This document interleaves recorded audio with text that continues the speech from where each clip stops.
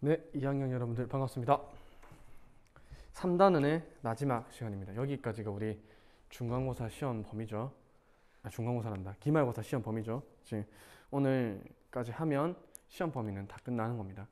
네, 진도 조금만 더 뒤에 거 나갈지 아니면 남은 시간 동안 우리 지구과학 교세특을 위해서 여러분들 활동 위주로, 실험 위주로, 쌤이랑 실험 같은 것도 한 번도 안 했었죠, 그렇죠?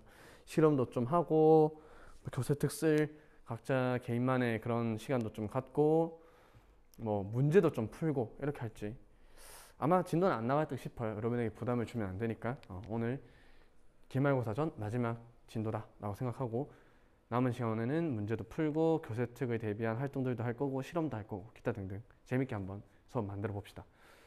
이제 3단원 마지막에는 우리 지난 시간에 뭐 했냐면 해수의 특징에서 해수의 성질에서 뭐 봤냐면 수온이랑 용존산수랑 두 개 봤어요.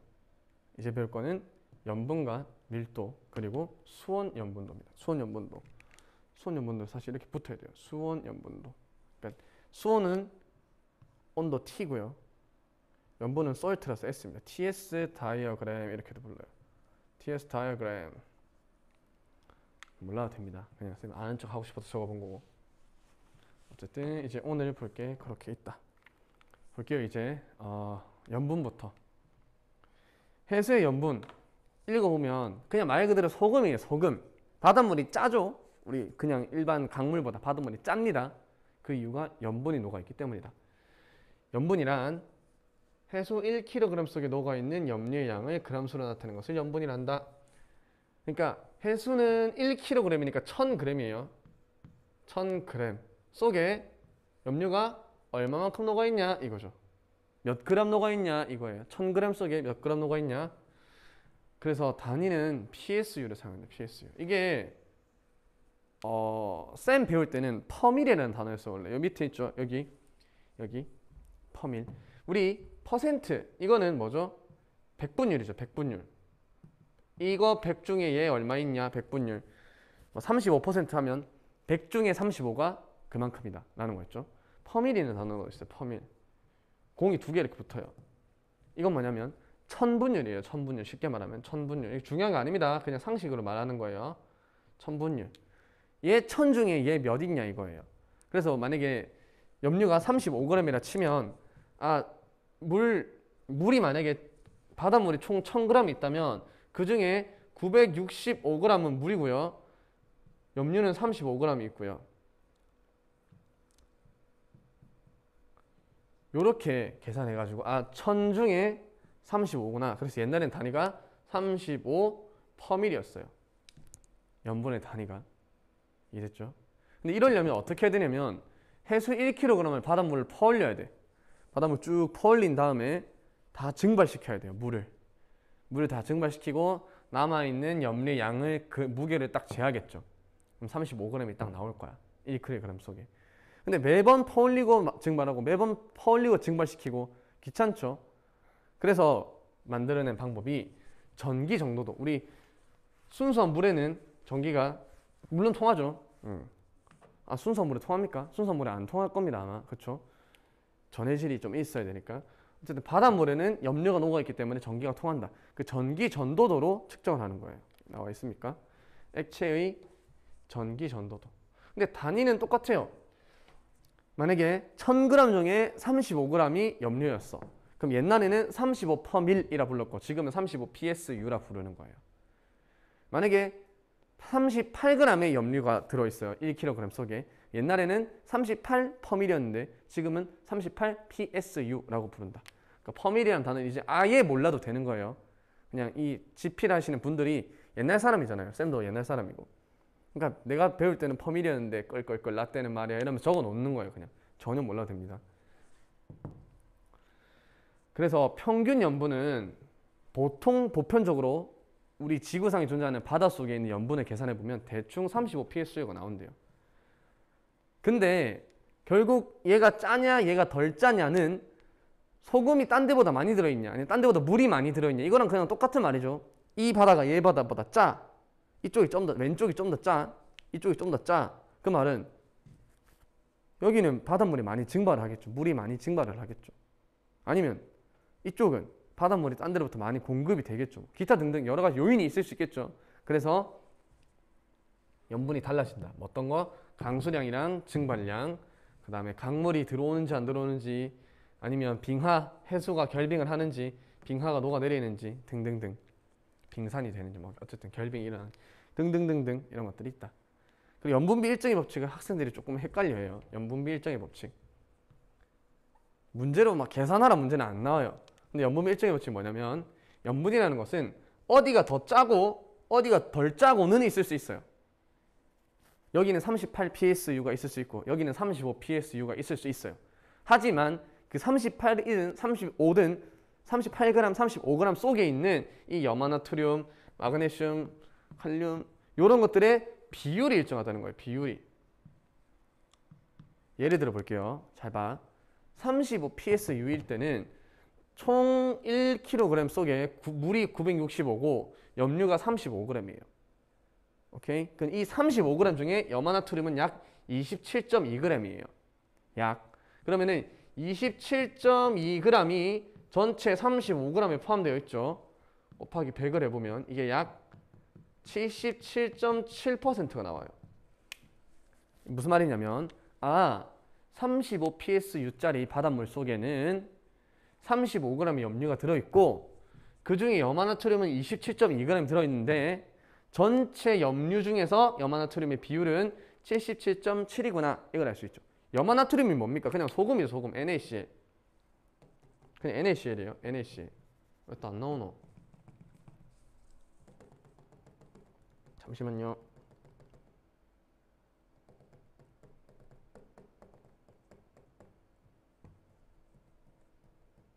나와라. 오케이. 그러니까 염화나트륨은 NaCl이죠. NaCl이 전체 35g 중에 항상 77.7%를 차지하고 있대요. 35 PSU일 때. 여기 쌤이 계산을 미리 해놨어요. 만약에 38 PSU다. 전체 중에 1kg 중에 38g이 염분이고 나머지 962g이 물일 때 이 38g 속에도 여전히 NaCl은 77.7%만큼만 차지하고 있다는 거죠. 오케이? 그럼 이때는 27.2g이 NaCl이죠. 35 PSU일 때는. 38 PSU일 때는 29.5g. 그러니까 염화나트륨이 27.2에서 29.5로 염화나트륨이 늘어났어요. 그러니까 더 짜다고. 여기가 38 PSU니까 짜긴 짜. 근데 염분들 사이사이 각각의 비율이 일정하다고요. 만약에 35g 중에 3.8g이 염화 마그네슘이야. 그럼 1점 몇 %죠? 1% 맞나? 10%죠. 약 10%죠. 그럼 여기도 약 10% 들어있다고. 이런 염분들 사이의 비율이 항상 일정하게 녹아있다라는 것이 염분비 일정의 법칙이에요.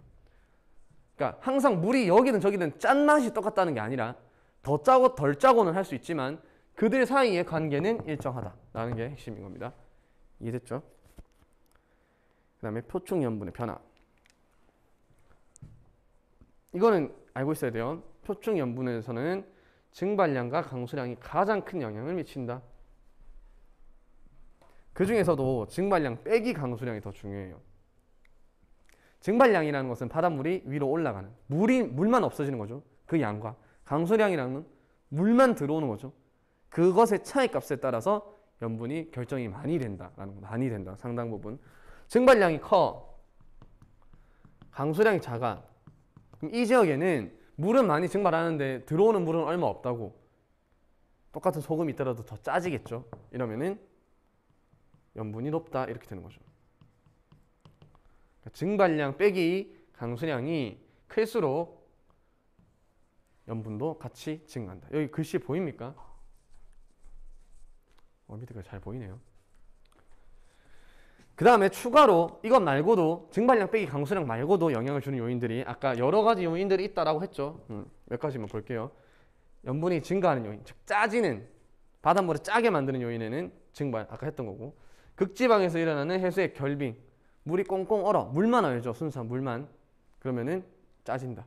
감소 요인, 염분이 줄어드는 양은 비가 오거나 아니면 육지로부터 그냥 담수, 강물의 공급이 많이 일어나는 곳, 담수의 유입이 많이 일어나는 곳, 혹은 극지방이 좀 따뜻해져서 빙하가 녹아, 해빙 이런 것들이 있을 수 있겠다. 됐죠? 이제 그 증가 요인과 감소 요인 방금 했던 거고, 위도별 볼 거예요. 위도별 지웁니다. 염분이 위도별로 어떻게 달라지는지, 그리고 우리나라에서 염분은 어떻게 달라지는지 보면 염분은 끝이에요. 잘 안 지워지기 시작했다 또.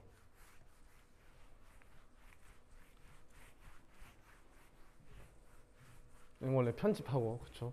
싹 깔끔하게 여러분들 공부할 수 있게끔 해야 되는데.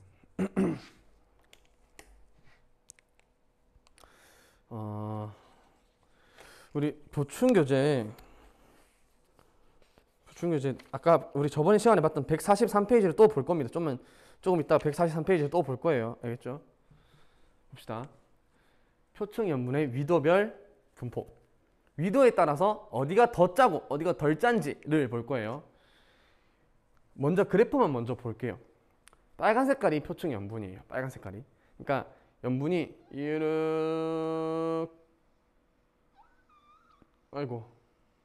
염분이 이렇게 존재한대. 염분이 여기 오른쪽이 염분 높이입니다.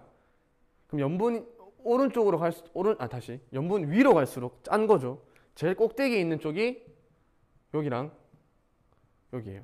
맞죠? 위도를 봤더니 약 30도 부근이네요. 30도 부근. 중위도에서 염분이 높구나. 맞죠? 쭉 봤더니 아직 설명은 없네요. 어쨌든 중위도에서 염분이 높다. 왜 그런가 하고 봤더니 염분에 영향을 주는 것 중에 가장 큰 영향을 끼치는 게 증발량 빼기 강수량 값이었어요. 증발량 빼기 강수량이 크다. 즉 증발량이 크고 강수량이 작다면 얘는 짜진다. 그러니까 좀 이상하네. 어쨌든 짜다. 여기 똑같은 그래프에 겹쳐 놓은 게 이게 증발량 빼기 강수량 값이에요. 이게 그림 잘 그렸네요. 잘 보입니까? 증발량 빼기 강수량 값이 크다라는 말은 증발량은 많이 증발되고 강수량은 적다는 거니까 그게 곧 거의 일치하죠. 이해됐습니까? 요만큼 보면 증발량 빼기 강수량의 값과 거의 일치하고 있습니다. 그쵸? 근데 보면 이쪽 부분 조금 다르죠. 이쪽 부분이랑 이쪽 부분. 극지방이 조금 다릅니다. 극지방의 차이가 발생해요. 보통 일반적으로는 증발량 빼기 강수량의 값과 이 염분의 값은 비례해서 잘 나타나는데 극지방을 보면 조금 차이가 나요. 여기는 증발량 빼기 강수량 값이 생각보다 큰 값인데도 불구하고 염분은 낮아요. 여기도 증발량 빼기 강수량 값은 큰 값인데도 염분은 좀 낮아요. 네, 그런 거 하니 이쪽 북극 쪽은 담수의 유입이 있어요. 그리고 증발량 빼기 강수량 값이 크다 해봤자 극지방이에요. 극지방에서 증발량 빼기 강수량 값이 크다 해봤자 많이 증발이 안 되는 거고요. 많이 비도 안 오는 거예요. 여기는 막 증발 500, 강수 200 막 이 정도라면 여기는 증발 10, 강수 5 이 정도라고. 이해됐습니까? 비율로 따지면 여기 있네 여기. 맞네요 그래도. 어쨌든 생각보다 증발량 빼기 강수량 값이 크게 없다고. 0이라고 0. 여기 있네. 증발량 빼기 강수량 값이 0. 거의 0이라고. 거의 0. 그러니까 증발도 잘 안 일어나고 강소도 잘 안 일어나. 그냥 물이 차가우니까. 또 고압되니까. 이랬죠. 북극 지방에는 플러스로 담수의 유입까지 있고 여기는 이제 그냥 대륙이죠. 대륙. 없다. 바다가 없다. 위도 70도 그러니까 남이 한 65도 정도에는 전부 남극이기 때문에 바다가 없다. 라는 것. 그 다음에 이거를 볼게요. 그럼 왜 증발량 빼기 강수량 값이 중위도 지방에서는 크고 저위도랑 극지방에서는 즉 극지방 빼고 저위도에서는 작은지 볼게요. 우리 대기대순환 중학교 때도 한번 배웠고요. 쌤이 중간쯤에도 한번 설명했었고요. 4단원에서 또 배울 겁니다. 대기대순환 적도에서 공기가 상승해서 30도 부근에 하강하고요. 30도, 60도 부근에서 또 상승해서 90도에 하강하고 이런 대기대순환의 모습을 보여줘요. 따라서 0도, 60도에서는 저기압이 발달해요. 0도와 60도에서는 공기가 상승하는 저기압이 발달해서 구름이 많이 만들어지고 비가 많이 내려요. 이해됐습니까? 반면 공기가 하강하는 이 30도 부근에는 고기압이 발달해요. 공기가 하강하니까 고기압이 발달하니까 날씨가 맑고 비가 잘 안 온다는 거죠. 따라서 30도 부근 고압대는 여기 30도 부근 중위도 지역 30도 부근에서는 고압대가 형성되어 있어서 염분이 높고 적도 지역에서는 비가 많이 와서 염분이 낮다라는 것. 이해됐죠? 그러니까 이쪽은 극지방은 증발량 빼기 강수량은 높은 값을 그나마 갖지만 이거 말고도 다른 요인들이 여러 개 영향을 주고받기 때문에 여기서는 비례하지 않는다. 반면에 0도, 30도, 60도 거의 60도까지는 일치를 한다. 증발량 빼기 강수량과 염분은 거의 일치를 한다라는 것. 그 다음에 이제 우리나라 볼 거예요. 우리나라.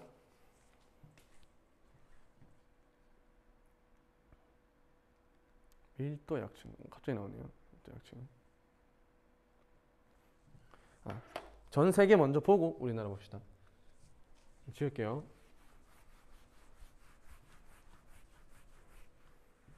빨리 하고 맞춰야 되는데 3단은 마지막이니까 조금 정이 가네요. 봅시다. 전 세계적으로 봤을 때 이게 표층 염분들이에요. 막 이렇게 표층 염분들이 있죠. 여기 엄청 짠 이런 데는 사해 압니까? 사해. 우리 몸 딱 들어가면 둥둥 뜨는 바다, 죽은 바다. 어쨌든 엄청 짠 곳이 있고 대부분 이런 형태로 보이는데 읽어볼게요. 적도지방은 아까 얘기했죠. 염분이 낮다. 왜? 비가 많이 내리니까. 저기압대라서. 극지방은 증발량도 적고 빙하도 많이 녹는데요. 지금. 그래서 염분이 낮다.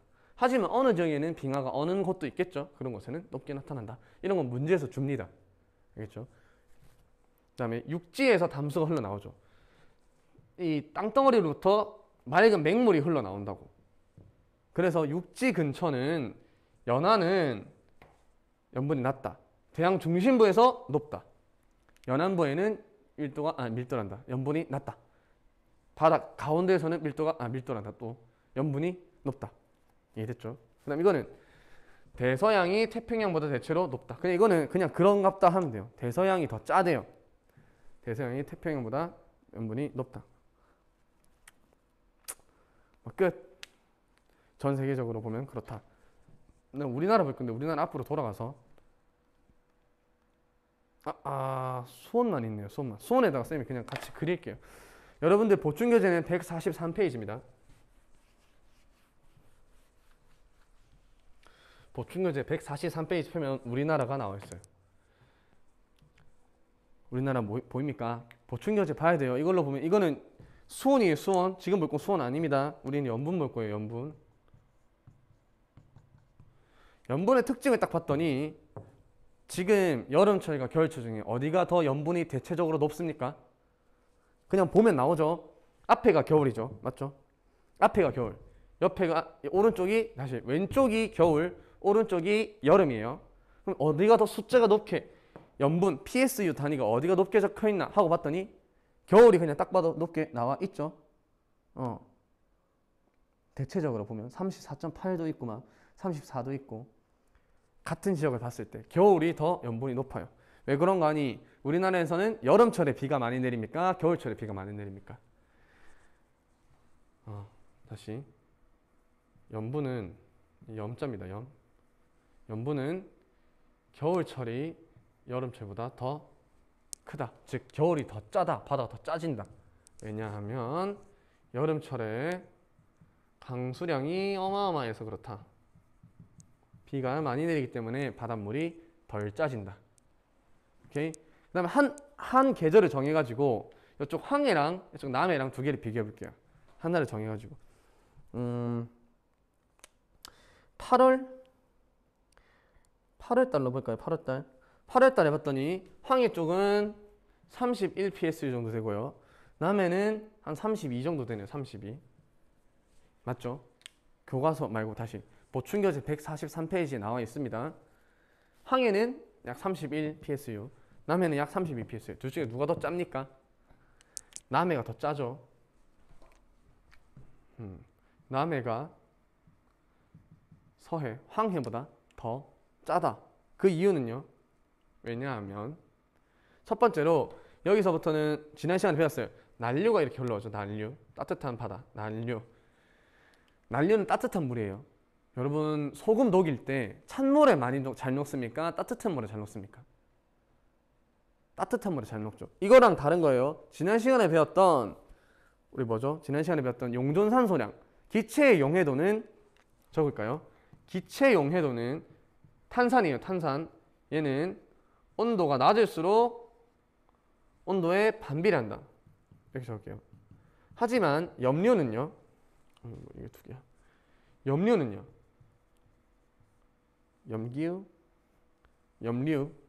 염료는요. 우리 커피만 봐도 알죠. 커피 어디에 더 잘 녹습니까? 따뜻한 물이랑 찬물 중에 따뜻한 물에 더 잘 녹죠. 뭐 물에 타 먹는 것들 어쨌든 타 먹을 때 고체를 녹이는 거죠. 고체를 녹일 때는 온도에 비례합니다. 그러니까 따뜻할수록 더 잘 녹아 염분이. 그리고 이 크루시오 난류는 그냥 염분이 높아요. 이 이쪽에서 오는 크루시오 헬 맞나? 크루시오 맞죠? 크루시오 해류는 염료가 좀 높습니다. 잠시. 맞아요. 어쨌든 난류의 영향을 받는다. 난류의 영향을 이쪽 남해안은 난류의 영향을 받기 때문에 더 짜다. 그리고 황해는 여기 다 대륙이죠. 대륙. 강이 우리 그거 알죠? 동고서저인 거 알죠? 한반도가 동쪽이 높고 서쪽이 낮아서 강이 다 일로 웬만하면 흘러요. 전부 다 이쪽에는 강물이 막 공급이 돼. 담수가 공급이 되기 때문에 여기는 덜 짜진다. 덜 짜고 여기는 더 짜고 황해 남해 비교할 줄도 알아야 됩니다. 알겠죠? 이유까지 설명했습니다. 그럼 이제 염분이 끝났고 몇 분 지났습니까? 20분. 밀도 딱 하고 끝나면 깔끔하겠네요. 진도 빨리 빼면 좋죠. 온라인 기간 때 빨리 빼놓으면 좋죠. 이러면 또 공부하는 애들만 하잖아. 안 하는 애들은 절대 안 하고. 밀도 보고 나중에 뒤에 있는 밀도 약층 보면 되겠네요. 해수의 밀도 봅시다. 밀도는 그냥 무거운 정도죠. 무거운 정도. 바닷물이 어디가 더 무겁냐? 이거 끝입니다. 바닷물이 어디가 더 무겁냐? 근데 밀도에 영향을 끼치는 요인들이 중요해요. 첫 번째 수온, 그 다음에 없나? 염분도 영향을 끼쳐요. 가장 많이 영향을 끼치는 건 수온이에요.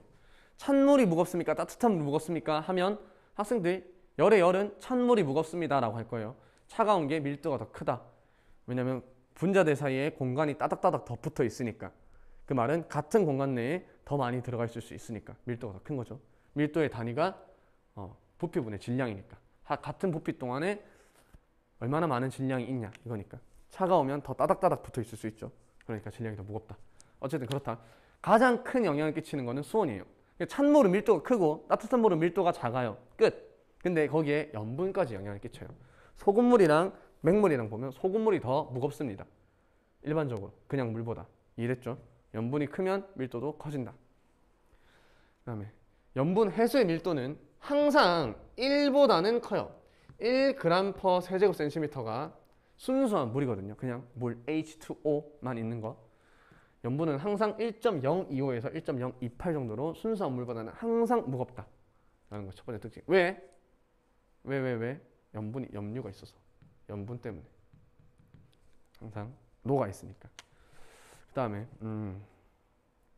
요거 볼게요. 요거. 수온에 아까 가장 영향을 많이 받는다 했어요. 그럼 수온이 크면 밀도가 작다고. 적도지방, 여기가 적도지방이고 여기가 극지방이에요. 극지방은 수온이 굉장히 낮죠. 춥죠. 적도지방은 수온이 굉장히 높을 거예요. 수온 그래프는 이렇게 그려져요. 수온 그래프. 그럼 수온이 높으면 밀도가 낮으니까 밀도는 얘랑 반비례하게 이렇게 대칭한 것처럼 그려지다 갑자기 여기서만 딱 꺾여요. 여기까지는 다 수온과 밀도가 반비례하죠. 그쵸? 수온이 높은 곳은 밀도가 낮고 수온이 낮은 곳은 밀도가 높아요. 당연한 겁니다. 근데 이쪽 북극 쪽에서는 북쪽에서 하나의 차이점이 있죠. 이게 왜 그렇습니까? 북극 쪽에는 나와 있을 거예요. 뒤에 후잇 잘렸습니까?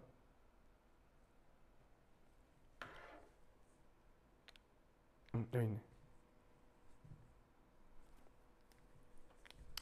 북극 부근은 염분이 낮은 해수가 분포해서 밀도가 작은 값다. 그러니까 북극 쪽에는 남극보다 염분이 낮대요. 왜 그런 거 하니? 북극에서는 빙하가 녹고 있기 때문에. 뭐 이렇게 보면 될 것 같아요. 여러 가지 요인이 있는데 적어놨나? 이렇게 보면 여기는 이제 수온뿐만 아니라 염분에도 영향을 받기 때문이다.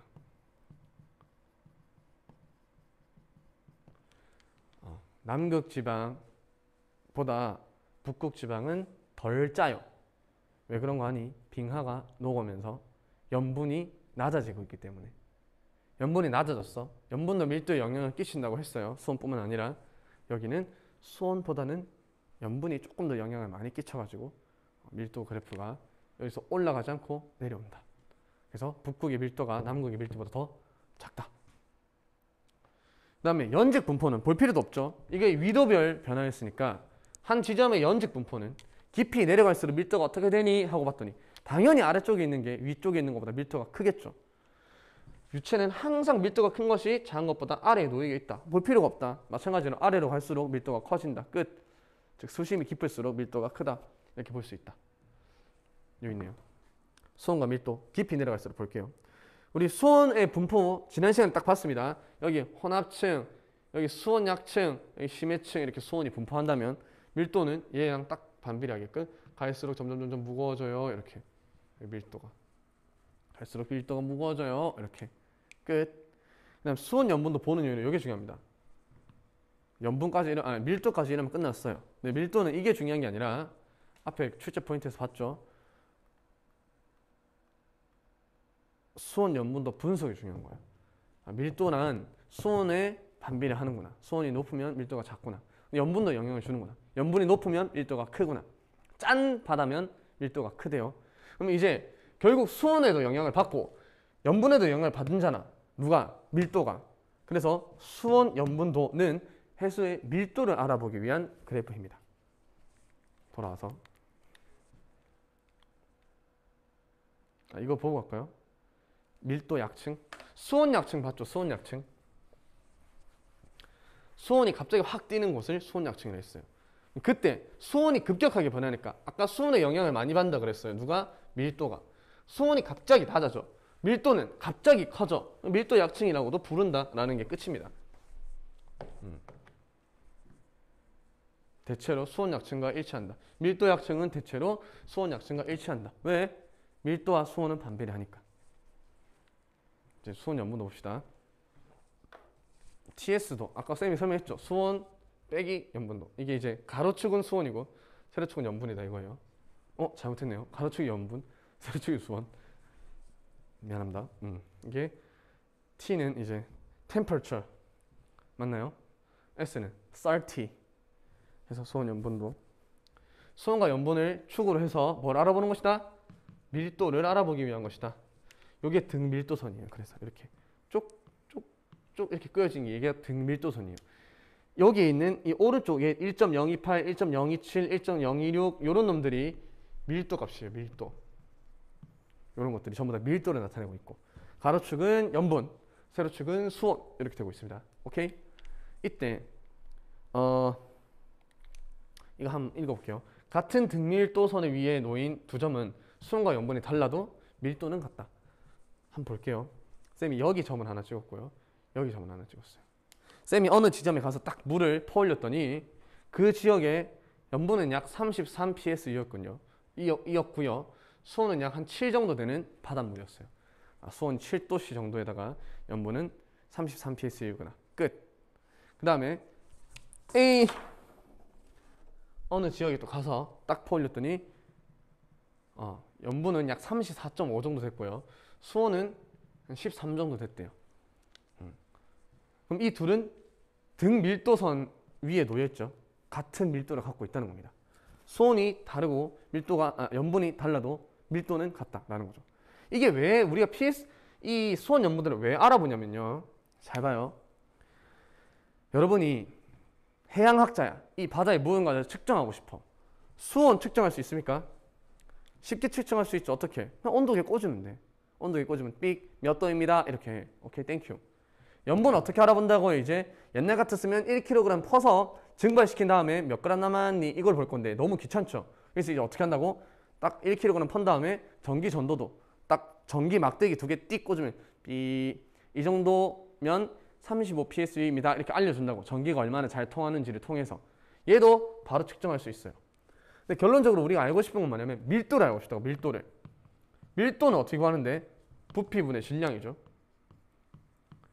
그러면 물 한 그램 이만큼 퍼가지고 얘 부피를 재고 얘 질량을 재야 돼. 귀찮죠? 그러니까 이런 수온과 염분을 가지고 수온 염분들을 그려놓으면 한 물을 퍼서 걔 수온 측정하고 걔 밀도 측정하면 걔 수온 측정하고 걔 염분 측정하면 밀도가 자동으로 나온다고요. 계산을 띵 하면 여기 수온 7도 염분 33 띵 계산하면 이 지역의 밀도는 1.026 세제곱센티미터 뭐고 그램 퍼 세제곱센티미터겠구나. 이렇게 다른 어떤 지역 가서 딱 계산해봤더니 수온은 13도씨 정도고 염분은 34.5 PSU 정도래. 계산을 딱 해보면 밀도가 1.026 그램 퍼 세제곱센티미터 이렇게 나온다고요.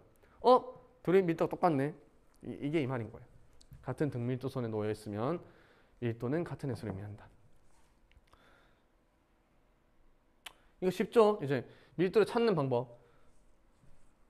온도 한 10도씨 정도 되고 염분 한 34 정도 34 PSU 정도 되는 바닷물을 찾았어요. 이 둘이 이렇게 해서 만나는 이 지점이 그 물의 밀도다라는 거죠. 아까 염분도 보는 요령 여기 있네요.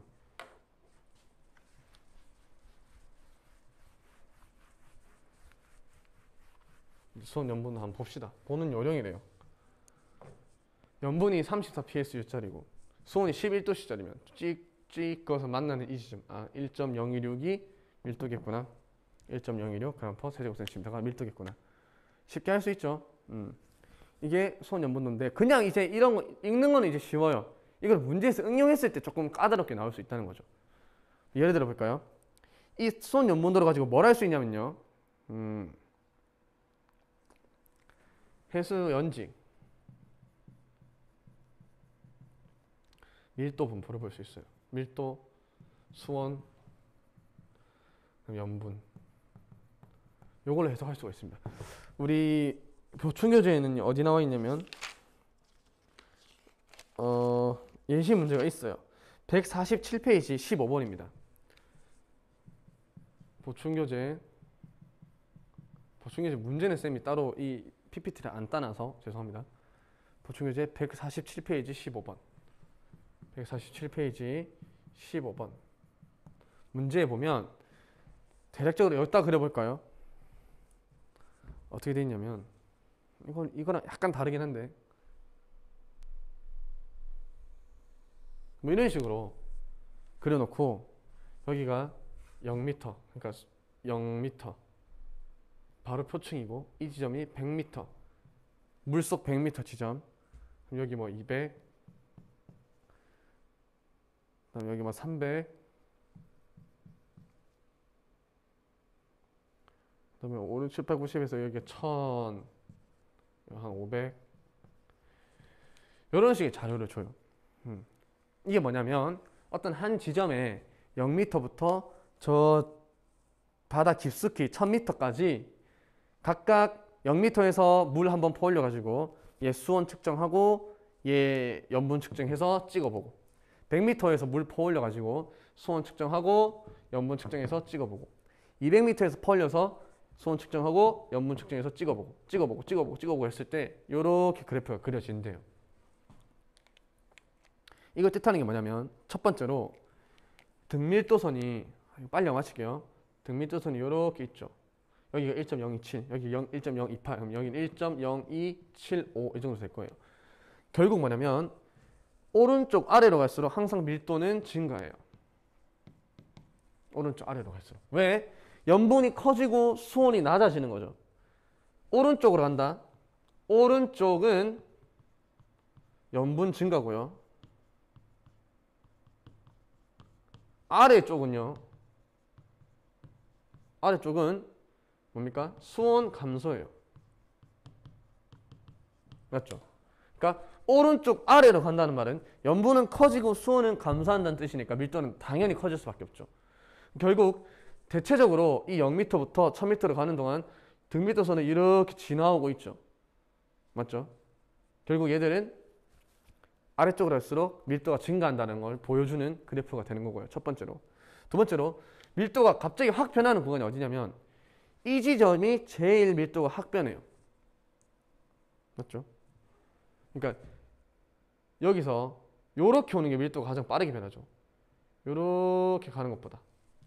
이해됐습니까? 똑같이 1.255에서 1.026 다시 1.0255에서 1.026으로 가는데 얘는 이만큼 이렇게 변하는 반면 얘는 이렇게 휙 변했어요. 똑같이 밀도가 0.00005만큼 변하는데 얘는 이만큼의 거리를 이동하는 거고 얘는 이만큼의 거리를 이동하는 거니까 요만큼의 변화가 훨씬 큰 거죠. 이해됐습니까? 그러니까 오른쪽 아래로 빡빡 내려올수록 밀도의 변화가 빠른 거예요. 밀도 변화 폭이 큰 거죠. 그럼 여기는 이렇게 내려오고 있으니까 여기는 밀도가 확 변하는 거고 여기는 조금 천천히 변하고 있는 거죠. 이런 데는. 이해됐습니까? 그래서 여기가 밀도 약층이고 이게 수온 약층과 비슷하다. 이쪽이 밀도 약층, 수온 약층과 비슷하다. 이런 것을 알 수 있다는 거죠. 수온 염분도만 가지고 이런 것까지 분석이 가능하다. 내용이 조금 어렵죠. 그러니까 여러분은 147페이지의 15번 문제를 꼭 풀어보길 바랍니다. 알겠죠? 네, 이렇게 해서 3단원이 마쳤고요. 한 학기 동안 수업 완전 끝난 건 아닙니다. 우리 학교에서 만날 거예요. 그래도 한 학기 동안 지구과학 1, 2, 3단원 공부하느라 고생했고 남은 시간 동안에 이제 복습도 하고 문제도 풀고 하면서 열심히 해봅시다. 그리고 쌤이 이거 영상 끝나고 나서 내일 화요일이죠. 수요일 하루 전날 화요일 날 지구과학 이것만은 알고 가자 해서 쌤이 문제풀이 영상을 한 40분짜리 하나 찍을게요. 한 30분, 40분. 그러니까 시험 치기 전날 뭐 공부해야 될지 모르겠는데 과탐 좀 시험 잘 받고 싶다, 점수 좀 잘 받고 싶다 하면 쌤이 찍어놓은 영상 꼭 보세요. 40분, 30분 안에 여러분의 시험 성적을 확 올려드리겠습니다. 알겠죠? 이것만 보고 가자라는 거 올릴 테니까 내일 꼭 봐주시기 바랍니다. 알겠죠? 오늘 수업 여기서 마치겠습니다.